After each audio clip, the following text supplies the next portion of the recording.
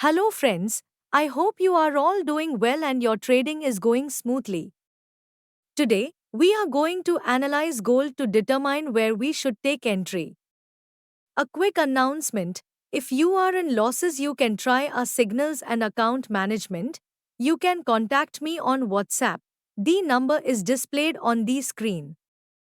We saw a very good pump in gold yesterday.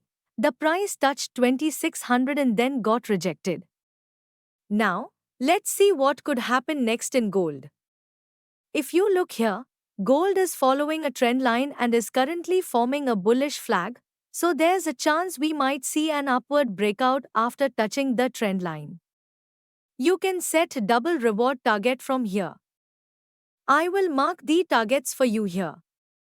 And remember, always keep the reward twice the risk. I hope you found this analysis helpful.